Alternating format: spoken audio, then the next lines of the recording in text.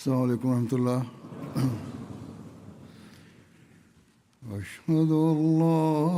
إله إلا الله وحده لا شريك له وأشهد أن محمدا عبده ورسوله أما بعد فأعوذ بالله من الشيطان الرجيم بسم الله الرحمن الرحيم الحمد لله رب العالمين الرحمن الرحيم مالك يوم الدين إياك نعبد وإياك نستعين اهدنا الصراط المستقيم صراط الذين أنعمت عليهم غير المغضوب عليهم ولا الضالين.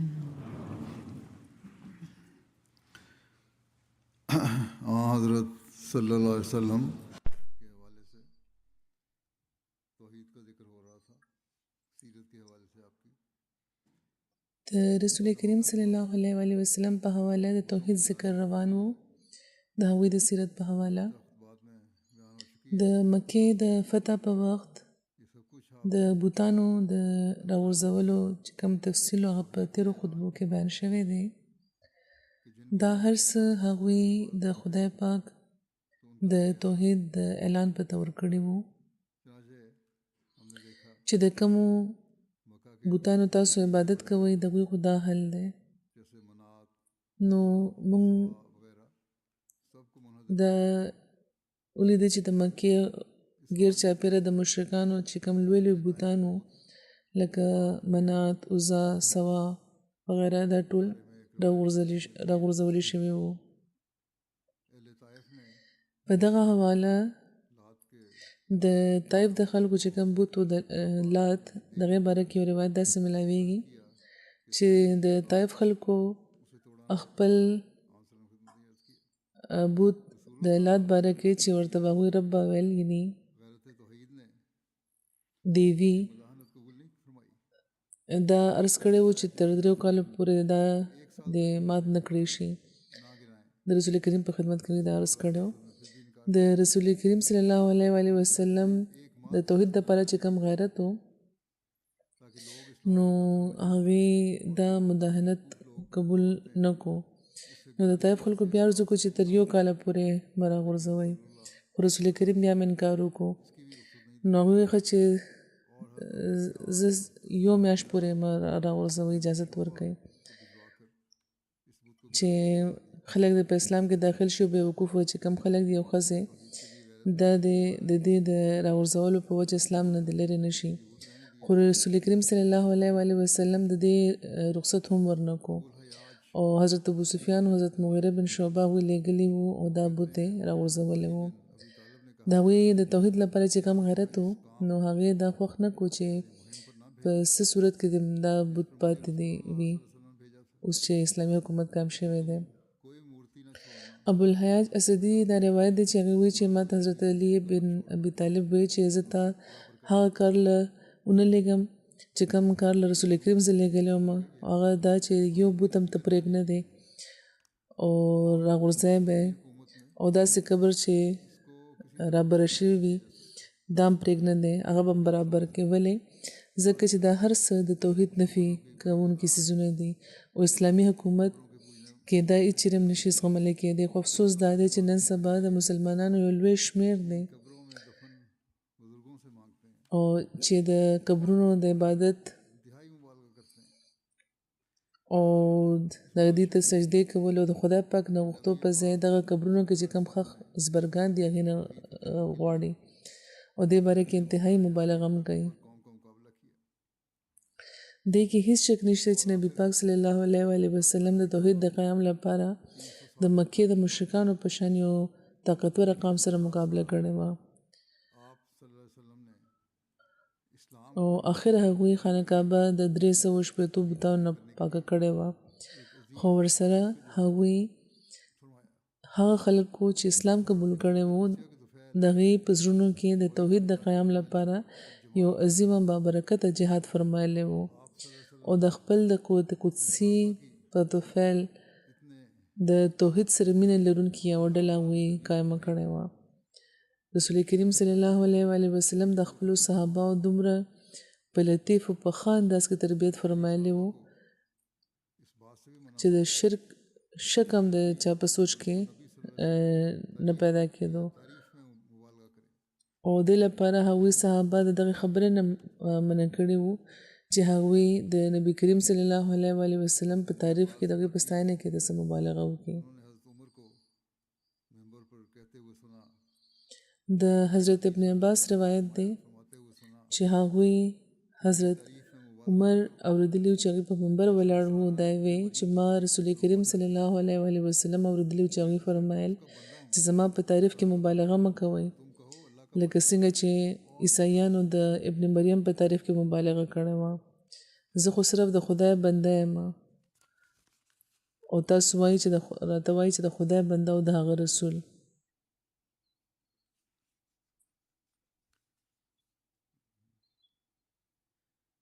حضرت عبداللہ بن عمر سے مروی ہے کہ رسول اللہ صلی اللہ علیہ وسلم عمر بن خطاب سے عامل ہے د حضرت عبدالله بن عمر روایت دی چې رسول کریم صلی الله علیه وسلم عمر بن خطاب سره ملو شو او یو قافله کې روانو د خپل پلار قسم خوړو نو رسول کریم ورته فرمایل چې واوره خدای ته منې کوي چې دینه چې تاسو د خپل پلار نه قسمونه وخورئ څوک چې قسم خوړل غواړي نو هغه دی یا خو د خدای قسم خوري یا د خاموش وي هغې ته دا برداشت نه و چې د خدای پاک د توحید په مقابله کې دی معمولي شانم څه بل څیز کېښودی شي د توحید کلمه ویونکي د مقام باره کې هغوی یو روایت کې داسې بیان شوی دی چې عبید الله بن عدي بن خیار بیان کړی دی چې حضرت مقداد بن عمرو قندي او د بنو زهرا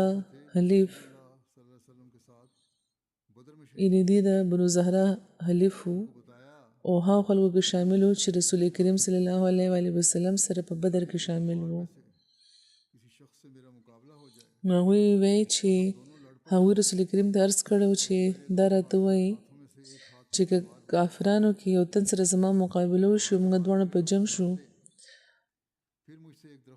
او هغه زما دواړو لاسونو کې په یو لاس باندې تورې وارو کې او دا پرې کړي او بیا مانه د یو ونې شاته پټ شي او راته دا ووایي چې زه د خدای له خاطره مسلمان شوم یا رسول الله نو زه اوس به هغه وژنم چې هغه کلمه وویله او نه پس داسې خبره چې وکړه نو رسول کریم صلی الله علیه وسلم ورته وفرمایل چې ته به هغه نه وژنې نو حضرت مقداد ورته وویل چې یا رسول الله هغه زما یو لاس پرې کړی دی د دغه لاس پرې کولو نه پس هغه راته دا ووایي چې رسول چې لا اله الا الله رسول کریم فرمایل چې هغه مه وژنه ځکه چې که ته هغه ووژلو نو بیا به هغه ستا په هغه مقام شي چې کوم تا د هغه د وجلو نه مخکې لرلو او ته به په هغه مقام شي چې کوم د هغه د کلمه ویلو نه مخکې د هغه مقام وو نو څومره چې پخواني صحابه وو که هغوی هم څه داسې حرکت کړی و نو رسول کریم په هغې باندې بد منل خو نن سبا د عالمانو حل وګورئ پاکستان کې چې احمدیان باوجود له دې چې کلمه وایي هغې د ظلم نښه نه جوړېږي او هېڅ انتها یې نشته دی د دغه ظلم کوونکو فیصله په دغه روایت کې رسول کریم صلی الله علیه وسلم فرمایلی ده بهرحال اوس چې دا خلک چې کم دي چې دغه شدت پسنده ملایانو پسې روان دي نو هغوی ته غور کول پکار دی بیا په دغه حواله په یو روایت کې راځي حضرت اسامه بن زید دا روایت دی هغوی وی چې رسول کریم صلی الله علیه و آله وسلم مونږ په یو مهم لېږلی وو سهار وخت مونږ جوهینا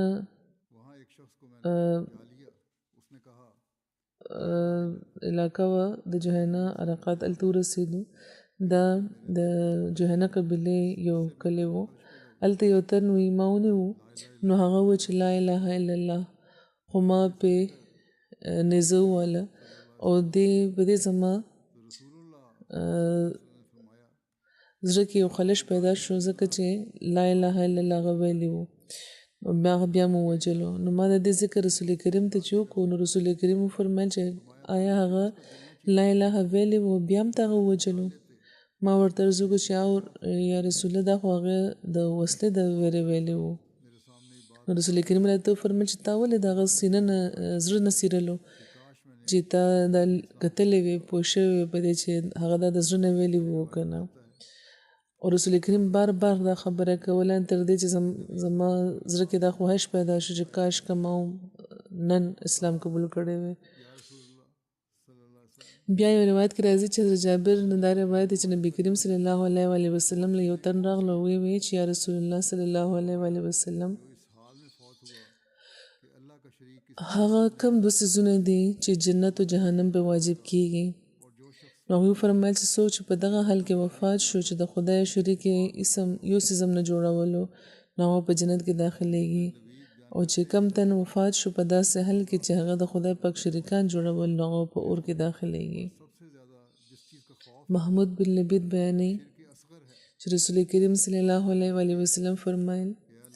چې تاسو لپاره زه د کم څیز د ټولو نه زیاته ویره لرم هغه شرک اصغر دی صحابه عرض وکړو چې یا رسول الله شرک اصغر څه دی نو رسول کریم فرمایل چې ریا خودنې لپاره کارونه کول د قیامت په ورځ چې کله خلکو له د هغې د عملونو بدل ورکړی کېږي نو خدای پاک به هغې ته فرمایي چې د کومو خلکو لپاره تاسو په دنیا کې د ښودنې لپاره کارونه کول چې کوم ستاسو کارونه د ښودنې نو ورشئ هغوی له ورشئ او وګورئ چې هغوی سره تاسو لپاره هغوی نه تاسو له څه اجر ملاویږي او که څه بخښنه غواړئ نو هغوی نه بیا غواړئ بیا وګورئ چې څه درته ملاویږي نو خلکو نه څه د مفاد ترلاسه کولو لپاره د ښودنې لپاره د خوشامد اظهار کول چې کوم نه دغه شان دي لکه څنګه چې د خدای پاک په مقابله کې څوک راوستل او دا شرک دی چې د خدای پاک سخت ناخوښ دی حضرت عبدالله بیان کړی دی چې کله دا آیت نازل شو چې الذین آمنوا ولم یلبسوا ایمانهم بظلم چې کوم خلکو ایمان راوړو او هغوی خپل ایمان د ظلم سره مخلوط نه کو نو رسول کریم صلی الله علیه و آله وسلم صحابه وې چې مونږ څوک دي چې چا ظلم نه دی کړی مونږ به ډېر خلک داسې وي چې پته هم نه چلي چې مونږ ظلم کړی وي نو رسول کریم دا خبره دا آیت نازل کو چې ان الشرک لظلم عظیم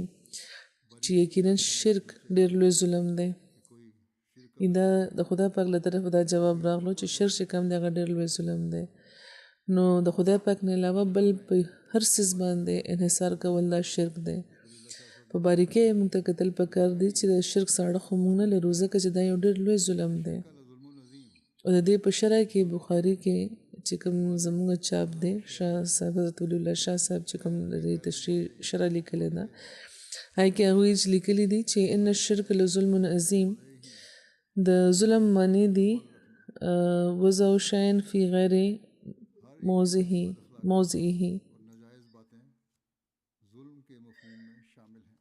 چې یو څیز بې محله ایښودل هر قسمه بد اخلاقي او ناجایز خبرې د ظلم په مفهوم کې شامل دي کفر دون کفر عنوان د لاندې شرک د ټولو نه لوی کفر ګرځولی شوی دی او معمولي بد اخلاقي هم کفر ګرځولی شوی ده دا د دې باره کې او بیا د نه پس ظلم دون ظلم د عنوان د لاندې د شرک د ټولو نه لوی ظلم ګرځولی شوی دی او ویلی شوي چې دا ولې یو عظیمه ګناه د دې لپاره په دې کې د خدای پاک چې خاص د الوهیت چې کوم صفتونه دي هغه د نورو طرف ته منسوبه کړی شي. عبادت یعنی محبت او اطاعت چې اصل کې د خدای پاک حق دی پای کې غیر هم شریکان کړی شي. انسان چې د هغه بنده دی او د هغه د مرضي پوره کولو لپاره راغلی دی نو خپل نفس یا د خپل پشان د انسان یا د ادنات نه هستیانو بندشي چې کله انسان ځان دغه مقام نه ډېر لاندې وغورځي چې په کوم مقام باندې د درولو لپاره هغه پیدا کړی شوی و. په حقوق العباد کې ناجایزه تصرف چې څومره کیږي دام ظلم دی. په حقوق الله کې ناجایزه تصرف دی نه په ډېر زیات یا نورم ظلم دی. یعنی حقوق العباد کې چې کوم ظلم دی هغه خو دی خو د خدای پاک په حقونو کې که دا د په صحیح طریقه پوره نه کړی شي نو دام ظلم دی. دا د ظلم مفهوم دی چې په شرک کې په پوره طور موجود دی. شرک اصل کې د انسان چې کم د کمال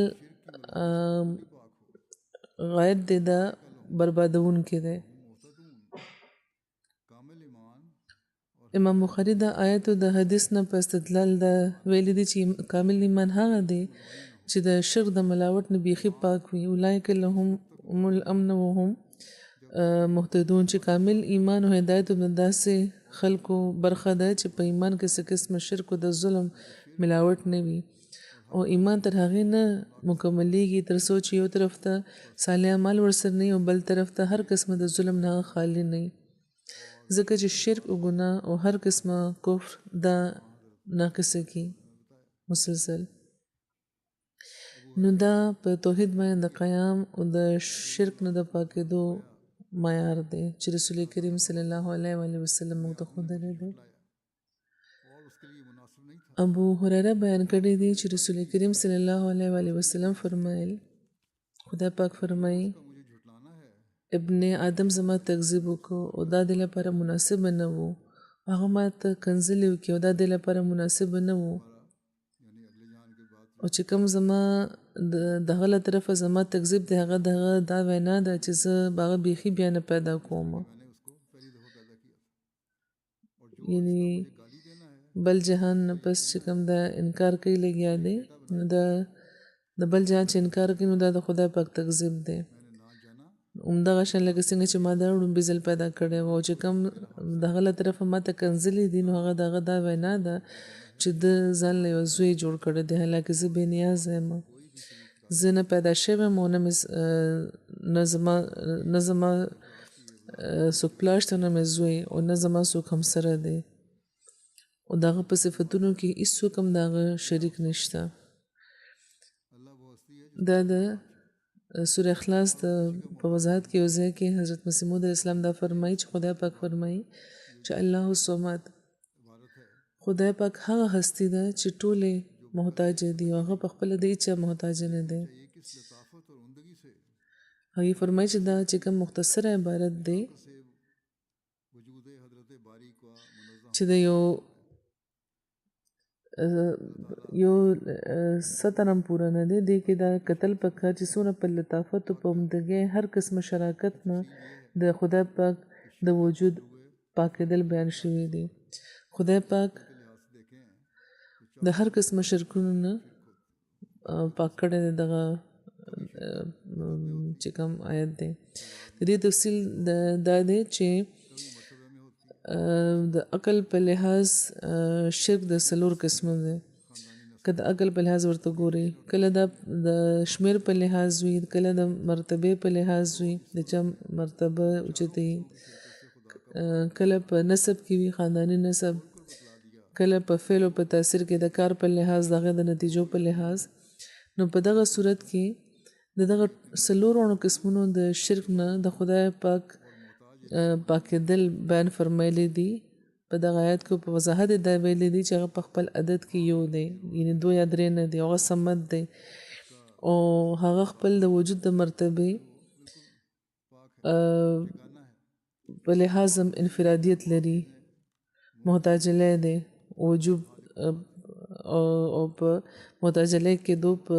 حیثیت کې مغه انفرادیت لري او چې کوم دغه مقام دی دغه چې کوم ضرورت دی او دغه چې د چې کوم د چا محتاج کېدل دي د خبر نه بیخي پاک دی یو دی او دینه علاوه چې څومره سيزونه دی هغه ممکن الوجود چې کوم سيزونه دی هغه خالق الذات دی یعنی په خپل ذات کې ختمېدونکي دي خو صرف هغه داسې دی چې همیشه نه دی او همیشه به وي او دغه له طرف او دغه هر دم محتاج دي د دنیا ټول سيزونه چې فان نه دي هغه لم یلد یعنی څوک زوی نشته دی دا چې د زوی کېدو په وجه څوک دغه شریک شو هغه لم یولد یعنی دغه څوک پلار هم نشته دی چې د پلار کېدو په وجه څوک دغه شریک شو هغه لم یکن له کفوا دی یعنی دغه په کارونو کې څوک دغه برابري کوونکی نشته چې د کارونو په لحاظ دغه شریک شي نو په دغه تور خدای پاک فرمایي چې د څلورونو قسمه د شرکونو نه پاک دی او منزه دی وحده لا شریک دی حضرت عائشہ رضی الله تعالی عنها بیان فرمایلی چې رسول کریم یو تن لګلې وو په سریه باندې یو سریه سره د امیر په تور هغه په خپل منځ کې د خپل ملګرو سره باغ قرات کولو قرات چې به کولو نو قول الله احد باندې به ختمولو یعنی اخر کې به سورہ اخلاص ویلو او چې کله هغه واپس راغله نو نبی کریم صلی الله علیه و وسلم ته دغه خبره ذکر وکړو نو رسول کریم فرمایل چې دنه ته پوښتنه کوي چې دا څه به د ولې کول نو چې هغه دنه ته پوښتنه کو نو هغه ځکه چې د دې کې د رحمان خدای صفاتونه دي او زه دا خو چې دا وایم نو نبی کریم صلی الله علیه و وسلم فرمایل چې د ته وایي چې خدای د سره مینه کوي یعنی د خدای پاک د توحید اعلان چې دا کوي نو بیا وره چې خدای پاک هم تاسو سره مینه کوي د صحابه له طرف هم د خدای پاک سره د مینې او د توحید او د مینې د معرفت نه ډک مثالونه ملایويږي او روایت کې راځي چې حضرت انس بن مالک بیانول چې په انصارو کې وتنو چې هغه مسجد قباء کې بدوی امامت کولو او چې کله هغه موږ کې داغه لپاره صورت وینو د کل الله احد نه به آغاز کولو او تر دې چې دنه به فارغ شو بیا به یو بل صورت وي او په هر رکعت کې باغوم دا کول دا لومبه کیسه خو چې کومه ودا د یو مهم ته چې وتله قافله د هغه او دا چې کوم د علاقې امام دی به دا کار مستقل غولو دغه ملګرو دغه نه ته پوسو کو نه وی چې ته دا صورت بیا ته د خیال کې چې ته دا بتا دا پر کافی نه نو ته یو بل صورت ونو یا ته خود صرف دا صورت وایې نو سورہ اخلاص یا دا پرېګ دا او سبل سے صورت وایا نو هغه وی چې زه به دا صورت نه پرېږدم که تاسو خوښوئ چې زه د بویم او ستاسو امامت کوم نو زه به بیا کوم او که تاسو دا نه خوښوئ دغه صورت زه چې دا صورت ته دا خبره تاسو نه خوښوئ نو زه به تاسو پرېږدم او بیا ماته د امامت ضرورت نشته دی او هغه تن به دوی په خپلو کې د ټولو نه افضل ګڼلو یا غتن چې کوم چا به چې امامت کول او دا خبره نه خوښوله چې دا غي نه علاوه د بل څوک امامت وکړي بهرحال چې کله نبی کریم صلی الله علیه وسلم ها خلق راغله نو هغه رسول کریم ته دا خبره ویله چې دا خبره ورته وکړه چې دا تندا سوي چې سوره اخلاص په هر رکعت کې وای او د هر سورت نه مخکې نو هغه فرمایل شي سامل ورغتن ته وځي ملګری چې کوم خبره ته کوي نو په دې باندې عمل نه کوم خبره چې تا منې کوي او کوم سیس پتا تا په دې اماده کوي چې ته په هر رکعت کې دا صورت وای نو هغه ورته ارزو کو چې رسول الله زه دغه صورت سره مینه کوم نو رسول کریم فرمایل چې یقینا دغه صورت مینه ته په جنت کې داخل کې یعنی د سورہ اخلاص محبت ته په جنت کې داخل کې د رسول کریم صلی الله علیه وسلم قوت کوستی او تربیت صحابه د توحید لاره خودلو لپاره یو مینار جوړ کړی وو د بخاری په یو روایت کې دغه شانمشته چې دغه صورت رسول کریم صلی الله علیه و آله وسلم ثلث القرآن ګرځولې و، یعنې د قرآن درېیمه برخه. او د دې په تفسیر کې حضرت مسلم موعود لیکلی دی چې دغه صورت د ثلث قرآن کې دونه مطلب دا نه دی چې دا د قرآن د حجم درېیمه برخه ده، بلکې مطلب صرف دا دی چې دې مضمون خاص اهمیت لري. قرآن او حدیث چې موږ لولو نو معلومیږي چې په آخري زمانه کې به دوه لوی فتنې پیدا کېدونکې وي، یو د دجال فتنه او بله د یاجوج او د ماجوج فتنه. او دغه دواړو فتنو یو پسې بل د اسلام سره به راجنګېدو. او یوه فتنه د یو واحد خدای په ځای د دریو خدایانو عقیده لري، یعنی پلار او زوی او روح القدس. او دویمه فتنه د دهریت فتنه دی، یعنی د خدای نه د منکرانو چې کوم د خدای نه چې کوم منکران خلک دي د هغې. او قرآن په دې کې قرآن په دې د دغه دواړو فتنو د عقیدو تردید کړی دی او صحیح عقاید بیان فرمایلی دي. قرآن د خدای د تعریف نه ډک دی او همدغه شان خدای پاک د رب کېدو د خدای د رب کېدو او د یو کېدو تایید کوي، یعنې د خدای د واحد خدای تعریف دی او هغه یو دی او د هغه تایید کوي قرآن. او خدای پاک او د روح القدس او د زوی د خدای نفي په پوره زور کوي. خدای پاک د دغه څیز انکار کوي چې څوک بل څوک هم خدای شته یا نور هم خدایان شته، ځکه چې قرآن د خدای پاک خدایي قایمه کړی ده او د زوی او د روح القدس د خدای تردید یې کړی دی. نو ځکه دا صفا خبره ده چې چونکې د خدای تایید د قرآن درېیمه برخه ده، نو ځکه سوره اخلاص هم د قرآن درېیمه برخه ده. او حقیقت کې د قرآن کار د توحید ثابتول د غلطه عقیدې ختمول دي. نو چې دغه صورت ډېر په جامع او معنی الفاظو کې په مختصر طور هغه مضمون پوره کو چې ترې د غلطو عقیدو ابطال کېږي، دروغو ثابتېږي، د توحید حقیقت بیان کړی دی. نو دا صورت بیا د ثلث قرآن څه بلکې د ټول قرآن برابر شو. نو د رسول کریم له طرفه دغه صورت چې ثلث قرآن ګرځولی شوی دی، نو دا مبالغه نه ده، بلکې دغه مضمون د اهمیت په وجه هغوی دا بیان فرمایلی وو. حضرت مسیح موعود علیه السلام فرمایي چې یقینا په دغه خبره پوه شئ چې یقیني توحید صرف د نبی په ذریعه ملاوېدی شي، لکه څنګه چې زموږ نبی صلی الله علیه و آله وسلم د عربو بې مذهبه او بد مذهبه خلک و چې هغوی ته هغوی په زرګاو آسماني نښانو ښودلو د خدای پاک د وجود قایلان یې که. او تر اوسه د رسول کریم چې کوم رښتونې او کامله پیروي کوونکي دي، هغوی دغه نشانونه د بېدینه خلکو مخې ته وړاندې کوي. او رښتیا خبره هم دغه ده چې تر څو چې د ژوندي خدای ژوندي طاقتونه انسان مشاهده نه کړي، شیطان د هغه د زړه نه نوځي او نه رښتونی توحید د هغه په زړه کې داخلیږي او نه په یقیني طور د خدای پاک د هستۍ هغه قایل کېدی شي. او دا پاک او کامل توحید صرف او صرف د رسول کریم په ذریعه ملاویږي. نن په دغه زمانه کې عملاً هغو خلکو هم توحید نه سترګې اړولې دي چې په ظاهره دا وایي چې موږ خدای یو منو. یاجوج ماجوج او د دجال فتنې خو بیلې بیلې دي، بیروني فتنې دي. د مسلمانانو دننه هم د حقیقي توحید ادراک نه دی پاتې. نو په داسې حالاتو کې د رسول کریم غلام او مسیح موعود او د مهدي موعود په صورت کې د هغې راتګ و. د خدای پاک د وعدې مطابق هغه راغلو، د توحید د خلاف چې کوم هره حمله وه د هغې مقابله هم هغه وکړه. نو د حقیقي بیعت حق موږ هله پوره کولی شو چې موږ د حقیقي توحید منونکي منلو والای شو. کله موږ حقیقي توحید منلو والای شو، خپل جماعت چې کله حضرت مسیح موعود علیه السلام قایم کړی و په 23 مارچ، حضور فرمایي چې دا د مارچ میاشت ده چې ترې موږ تېرېږو لګیا یو. او د 23 مارچ په مناسبت د یوم مسلمو جلسې مونږ کوو. هغه دې لپاره کوو چې رسول کریم چې کوم غلام خدای پاک خپل د لوز مطابق را لېږلی دی نو توحید د قیام لپاره را لېږلی دی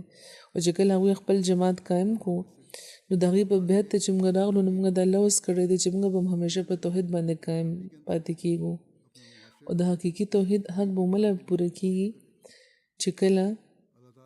زمونږ هر تن خپل ځان کې هم او د خپل د خاندان کې هم په خپل معاشره کې هم د توحید د قیام کوشش کوي. خدای پاک د ټولو مسلمانانو لم توفیق ورکړي چې د خدای پاک دغه را لېږلي د اومني او د توحید د قایم کی او د یاجوج ماجوج او د دجال فتنې د ماتې کی چې نن سبا ډېر په زوره حملې کوي لګیا دي. د رسول کریم د اسراء په حواله یو روایت داسې بیان شوی دی چې حضرت عبدالله بن مسعود بیان کړی دی چې رسول کریم صلی الله علیه وسلم فرمایل چې د اسراء په شپه زه ابراهیم سره ملاو شوم او هغې راته و چې محمد صلی الله علیه وسلم زما له طرفه خپل امت ته سلام ووایي او هغوی ته دا ووایي چې جنت پاکیزه خاوره لري، خوږې اوبه دي او لوی میدان دی پکې او د هغه بوټي سبحان الله الحمدلله لا اله الا الله الله اکبر دی. نو یو مومن ته پکار ده چې دغه اسکار د کوي د دې په جوړتیا کې د ورشي په مکمل طور د خدای پاک د توحید ادراک سره د کوي او په دې کې کامیابی ده چې موږ خدای پاک واحد او یگانه ګڼو. یو روایت کې دا حدیث قدسی بیان شوی دی چې حضرت انس بن مالک بیانوي چې ما رسول کریم صلی الله علیه وسلم اوریدلی چې هغې فرمایل چې خدای پاک فرمایي چې یا ابن آدم ته چې ما نه کومه دعا وغوښته او ما نه چې د امید ولرلو نو ما ته وبخلی باوجود له دې چې څه پتا کې دی او زه دا پروا نه کوم او زه پروا نه لرم یعنی اوس به پتا کې کمزوري او کمی وي خو زه بیا هم تا بخم دې لپاره چې ته ما نه غواړې لګې او یا ابن آدم که ستا ګناهونه د اسمان د بلندۍ ته ورسي او بیا هم ته ما نه بخښنه غواړې نو زه به تا وبخم او پروا به نه کوم.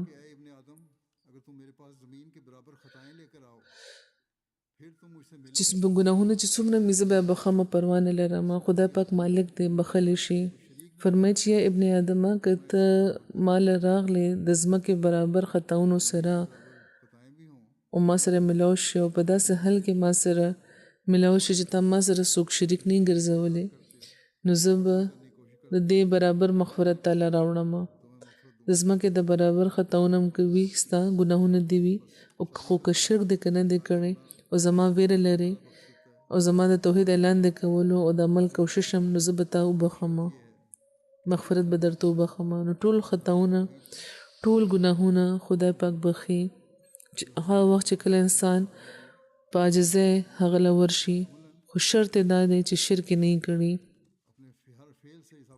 د خدای پاک د توحید حق یې پوره کړی وي دا هم ضروري ده. صرف منل لکه څنګه چې ما مخکې حضور فرمایي مثال ورکړو چې دا منل کافي نه دي په عمل په خپل هر فعل نه به دا ثابتول وي چې خدای پاک واحد دی. همدغه شان د توحید د اعلی مقام باره کې یو روایت داسې بیان شوی دی چې حضرت ابو سعید خدري رسول کریم صلی الله علیه وسلم نه روایت کوي چې هغې فرمایل چې حضرت موسی عرض کړو چې یا زما ربه ما ته څه داسې څیز وښایه چې د هغې په ذریعه زه ستا ذکر هم کوم او تا نه د دعا هم غواړم نو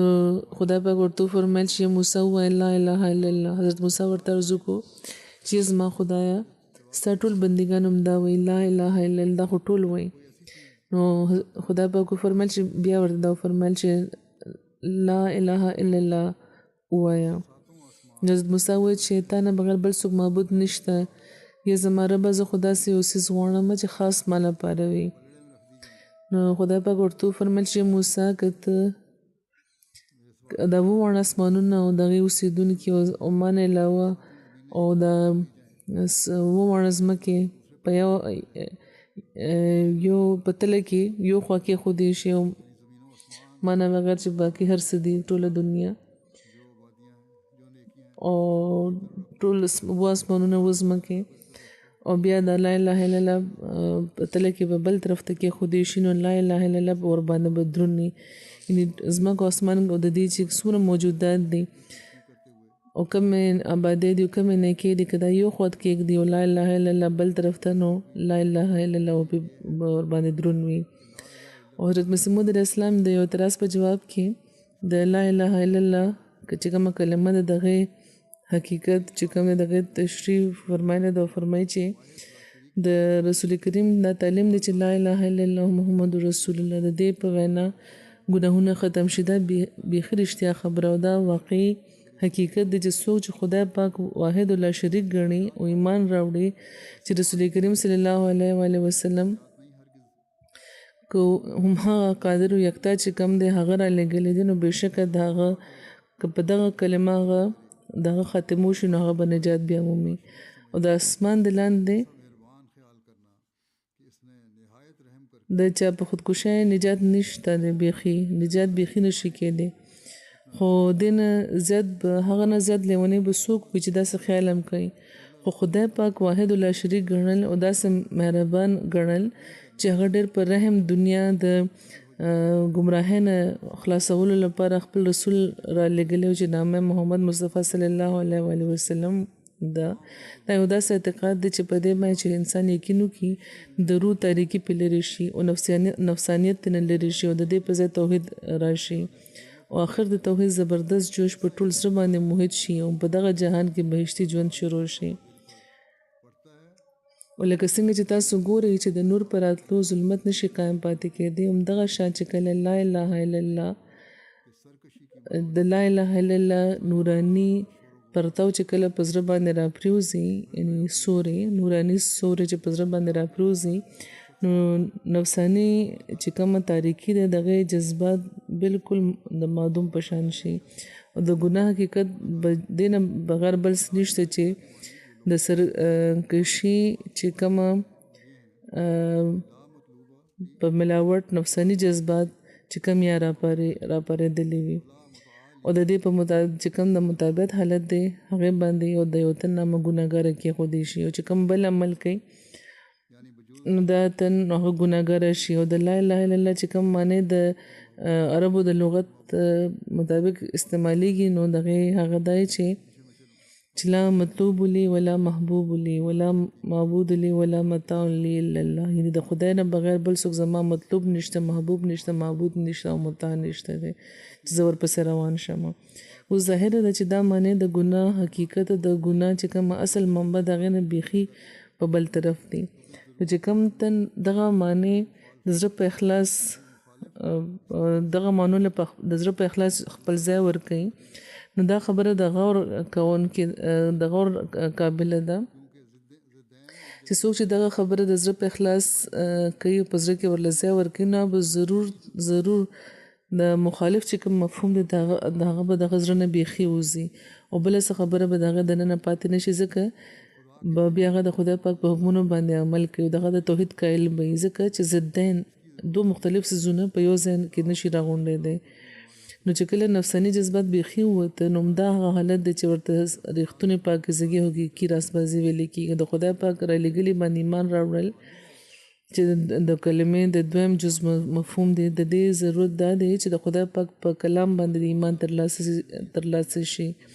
ځکه چې کم تن چې دا اقرار کوي چې د خدای پاک فرمانبردار جوړېدل غواړم نو دغه لپاره ضروري دی چې دغه په فرمانونو باندې ایمان راوړي او پر فرمان باندې ایمان راوړل دینه بغیر ممکن نه ده چې په هغه باندې د ایمان راوړی شي چې چا په ذریعہ په دنیا کې فرمان راغلی دی د چا په ذریعہ خدای پاک موږ پیغام را لګلې دی نو په هغه باندې ایمان راوړل ضروری دی او دا کلمې حقیقت دی حضرت ابو موسی شریف بیانې چې نبی کریم صلی الله علیه وسلم یو ځل موږ ته خطاب فرمایلی چې د شرک نه ځان ساتي د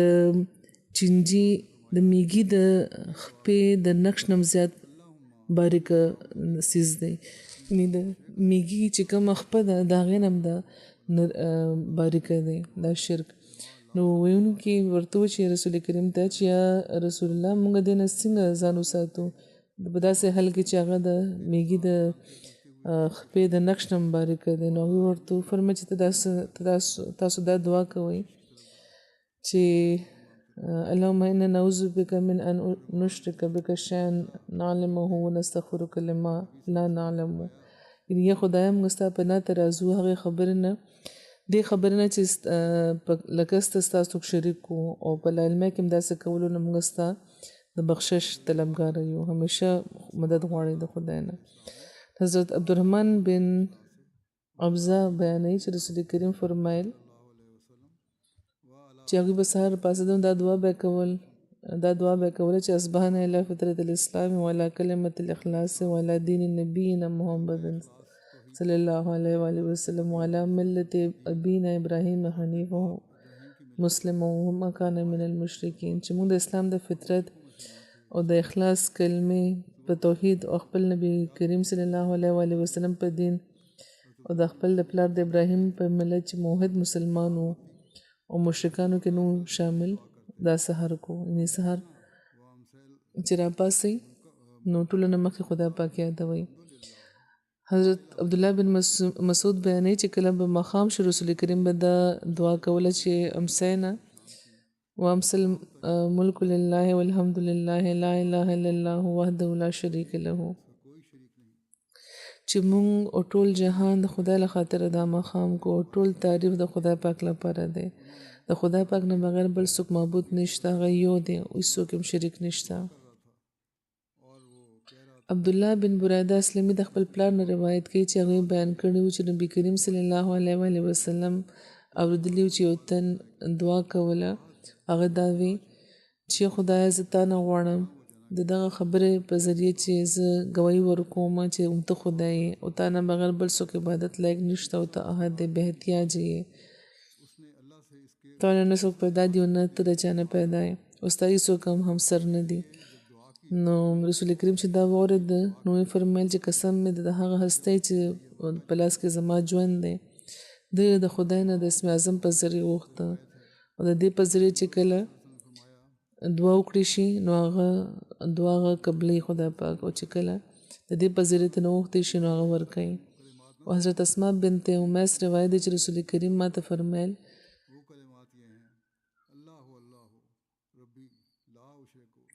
چې زه تاسو ته داسې کلماتو نه ښیم چې ته د سختۍ او د مصیبت په وخت بیا وایې. هغه کلمات دا دي چې الله ربي لا اشرک به شیئا، خدای زما رب دی او زه هغه سره هېڅوک هم نه شریکوم. خلک تپوس کوي په چې مشکلاتو کې د موږ څه ووایو نو دا هم یوه دعا ده. یو روایت کې راځي چې حضرت ابن عباس رضی الله تعالی عنه بیانول چې نبی کریم صلی الله علیه و آله وسلم د ناقلارۍ په وخت کې به داسې دعا کوله چې لا اله الا الله لا اله الا الله لا اله الا الله العظیم عظیم الحلیم لا اله الا الله رب السماوات والارض ورب العرش العظیم. چې د خدای نه بغیر بل څوک معبود نشته چې ډېر لوی دی او بردباره دی او هېڅوک هم معبود نشته د هغه نه بغیر چې د اسمانونو او د ځمکې رب دی او د عرش عظیم رب دی. څومره په باریکۍ به رسول کریم د توحید د قیام تلقین فرمایل او یو روایت کې راځي چې ابو نمسر رضی الله تعالی عنه نه روایت دی چې زما والد رسول کریم ته عرض وکړو چې ما ته تاسو هغه څیز وښایي چې ستاسو په ملا دی، یعنې د نبوت مهر ځکه چې زه طبیب یم. نو هغوی ورته وفرمیل چې طبیب خو خدای دی، ته خو رفیق یې، ته مریض له تسکین ډاډ ورکوې. یعنې طبیب خو هغه دی چا چې انسان پیدا کړی دی، څوک چې پیدا کوونکی دی هغه شفا ورکوونکی دی. حضرت عباده بن صامت رضی الله تعالی عنه فرمایي چې خدای پاک چې رسول کریم فرمایل چې چا چې دا و چې زه ګواهي ورکوم چې خدای پاک نه بغیر بل څوک معبود نشته او نه څوک شریک دی او رسول کریم د هغه بنده او رسول دی او دا چې عیسی د خدای بنده دی او د هغه د پیدا کړې ښځې زوی دی او د هغه کلمه د هغه د مریم طرف ته القا کړې وه او د هغه له طرف هغه یو روح دی او نو جنت بیا د هغه حق دی او دا چې جنت حق دی او جهنم هم حق دی او خدای پاک د جنت یعنې څوک چې داسې وایي نو خدای پاک به هغه بیا د جنت د اتو دروازو کې چې چا کم دروازې نه چې غواړي هغه به جنت کې داخل کړي. عمر بن هاني د دغه سند روایت کوي هغوی هم دغه تصدیق کړی خو هغوی دا وایي چې خدای پاک هغه دا مخکې یعنی رسول کریم دا هم فرمایلي چې خدای پاک به هغه په جنت کې داخلوي که دغه د عمل وي او دا یې ویلی او د دې پورې خو دا خبره ټیک ده خدای نه ویلي چې د جنت د اتو دروازو کې به چې کم نه غواړي یعنی په دویم روایت کې د اتو دروازو حواله نشته حضرت ابن عمر نه دا روایت دی چې رسول کریم فرمایل چې د اسلام بنیاد په 5 خبرو دی دا چې د خدای پاک عبادت دی وکړي شي دغه نه بغیر د هر معبود انکار دی وکړي شي د مونځ قیام د زکات ورکول د بیت الله حج د روجې نیول د رمضان د میاشت او حضرت سیره چې د مهاجرو کې یو ښځه هغوی وی چې رسول کریم فرمایل چې په ښځو لازم دي چې هغې تسبیح تهلیل او تقدیس کوي غفلت دې نه کوي او دغې په نتیجه کې د یعنې توحید د نه هېروي او په ګوتو باندې شمېري ځکه چې بېشکه ګوتې به د قیامت په ورځ د ګوتو نه به تپوس کېږي او چاته چې د دې ته به هم د خبرو ویلې کېږي یعنی په شمېر هم د خدای ذکر کوي د خدای پاک تصدیق بیانوي د خدای پاک وحدانیت بیانوي دغه تسبیح کوي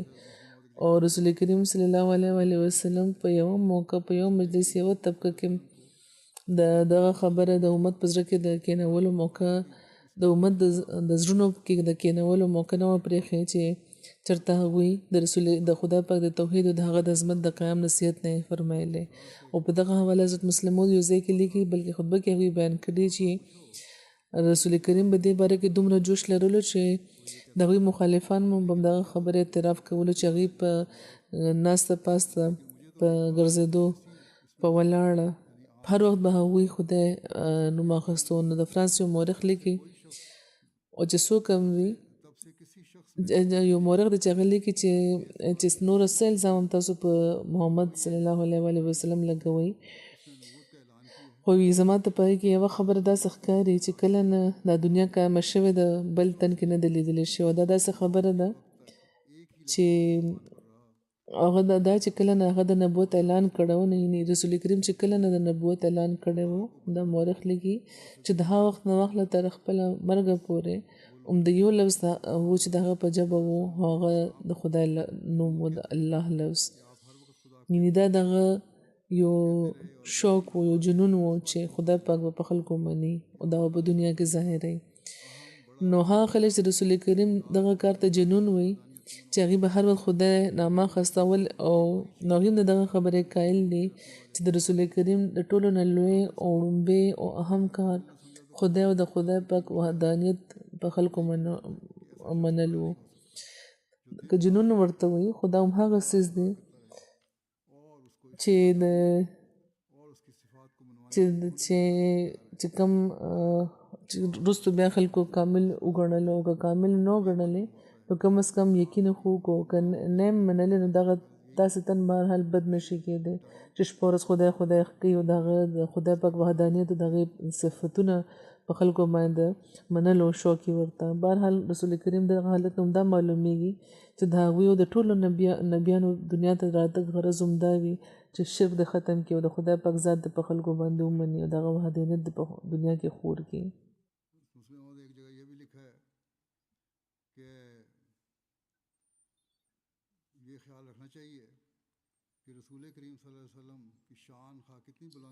حضرت مسلم موعود یو ځای کې دا هم لیکلی دی چې دا خیال ساتل پکار دی چې د رسول کریم صلی الله علیه وسلم شان چې که څومره موچت وي او هغوی سره چې که موږ څومره مینه لرو خطبې کې موږ دا بیان کړو خو بهرحال د خدای پاک شان د هغوی د شان نه ډېر اوچت دی خدای پاک ازلي ابدي دی او رسول کریم صلی الله علیه وسلم د خدای پاک فیضانونو کې یو ډېر لوی فیضان دی او دا به د هغوی ذات سره دښمني وي چې موږ هغوی له یو داسې مقام ورکړو چې په ورکولو یې د خدای پاک مقام ختمیږي ځکه چې رسول کریم به په خپله چېرته دا نه و خوښ کړی چې لکه څنګه چې حضرت فرمایي ما په مخکې حدیثونو کې بیان کړ چې هغوی له د خدای نه د لوی څه مقام ورکړی شي او د هغوی هر عمل د دغه خبرې کافي دلیل دی او چې کوم د لویو کارونو توفیق هغوی ته میلاو شوی و هغه ډېرو زبردست قوتونه والا کارونه و د انسان د وس خبره نه وه هغه د خدای پاک د طاقت خبرې وې مضبوط نه مضبوط انسان هم داسې کارونه نشو کولی فرماتی ہیں کہ میں پہلے سمجھا کرتی تھی کہ جسے جان کو نہیں کی تکلیف خو چې کله وہ اچھا آدمی نہیں ہوتا، د وفات یعنی مرتے وقت آدمی بے چین وخت و او ډېر زیات تکلیف یا وخت نو حضرت عایشه فرمایي چې تو اپنی رائے بدلنی پڑی. او حضرت عایشه فرمایل چې ما مخکې دا ګڼل چې د وفات په وخت چې کم تکلیف وي هغه چې چاته زیات وي نو هغه انسان نه وي کیونکہ جانتے تھے خو چې کله ما رسول کریم ولید نو خپل رای بدلولو باندې زه مجبوره شوم ځکه چې د هغه انتهایی تکلیف په وخت هم هغوی ته د خدای پاک د مقام دومره خیال و چې هغوی چونکې خبرو اس تکلیف کے وقت چې زما منونکي ما سره عشق لري نو ممکنه ده چې زما د مرتبه باره کې هغوی د غلم نه کار واخلي د مبالغې نه کار واخلي نو ځکه د هغه تکلیف په وخت کې بار بار د هغوی د خولې نه دا الفاظ وته چې خدای پاک د په یهودیانو په نصارا باندې لعنت د خدای پاک لعنت دی وي په هغې باندې چې هغوی د خپل د نبیانو قبرونو جوماتونه جوړ کړه او بار بار هغوی دا فرمایل د کام له آخري سبق چې کوم هغوی ورکړی و هغه هم دا و چې د مشرکانه مقام مال را نه کوي رسول کریم صلی الله علیه وسلم او که تاسو داسې وکړئ نو داسې ونه ګڼئ چې زه په دې خوشحاله یم بلکې زما روح داسې چې څوک کوي په هغې باندې به لعنت وایي نو که رسول کریم صلی الله علیه و آله وسلم هم کوي نو د هغوی د طرفه داسې مقام منصوبول چې د خدای پاک د درجې د تنقیص سبب وي دا به رسول کریم لپاره د خوشحالۍ سبب نه وي بلکې داسې کوونکي باندې هغوی لعنت ویلی دی او د وفات د وخت چې کم لعنت وي هغه ډېر خطرناک وي کم خلک چې د مذهب پیروکاران نه وي د ریښتوني مذهب مثلا هندوان دي نو هغوی هم د مرګ د وخت چې کومه بدوایي هغې نه ډېر ویریږي مور پلار چې وفات کېږي نو د هغې د بددعاګانو نه هم خلک ویریږي خو چې کله د خدای رسول په داسې حالت کې دا وایي چې په تاسو د لعنت وي او بیا چې کم د نبیانو سردار دی که هغه د وفات په وخت بددعا کوي نو بیا د دې څومره اهمیت پکار دی او دا څومره لوی لعنت دی دې نه موږ ته بچ کېدل پکار دی خو د رسول کریم په مزار خو نه خو لکه څنګه چې ما مخکې مزل وویل چې د پیرانو د فقیرانو په مزارونو باندې دا کار کیږي او د رسول کریم په دعا کې خدای یو لعنت دی نو موږ چې د رسول کریم د رښتوني غلام منونکي یو موږ ته دغه خبرې خیال ساتل پکار دی چې موږ د توحید د حقیقت ادراک پیدا کړو او د رسول کریم د توحید د قیام لپاره چې کم درد و په هغې باندې ځان پوه کړو او دې لپاره د پوره کوشش کوو او حقیقي موحدان دې شو خدای پاک دې موږ له دې توفیق راکړي د جنګ حالات هم خرابېږي لګیا دي ذات نه زیات امریکا او اسرائیل چې کم دي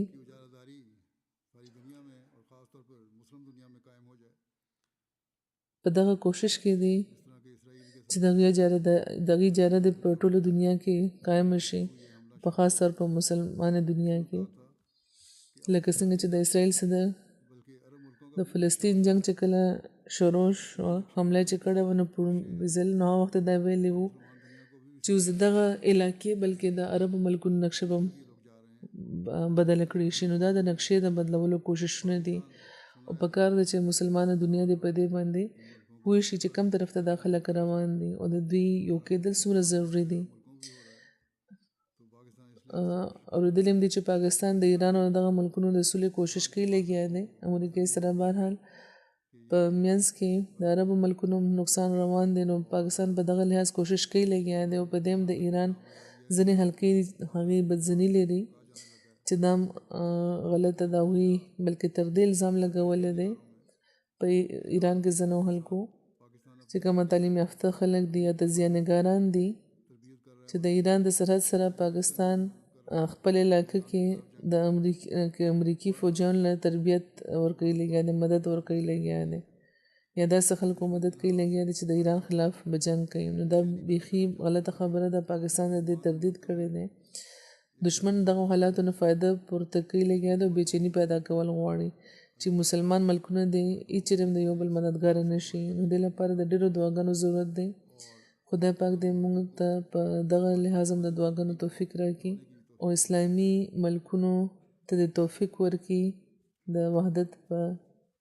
د اسلامي ملکونو د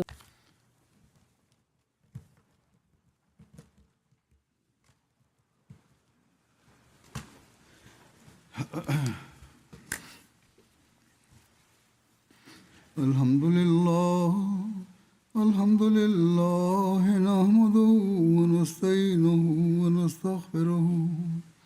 ونؤمن به ونتوكل عليه ونعوذ بالله من شرور أنفسنا ومن سيئات أعمالنا من يهده الله فلا مضل له ومن يضلل فلا هادي له ونشهد أن لا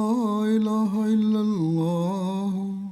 ونشهد أن محمدا عبده ورسوله عباد الله رحمكم الله إن الله يأمر بالعدل والإحسان وإيتاء ذي القربى وينهى عن الفحشاء والمنكر والبغي يعظكم لعلكم تذكرون اذكروا الله يذكركم وادعوه يستجب لكم ولذكر الله أكبر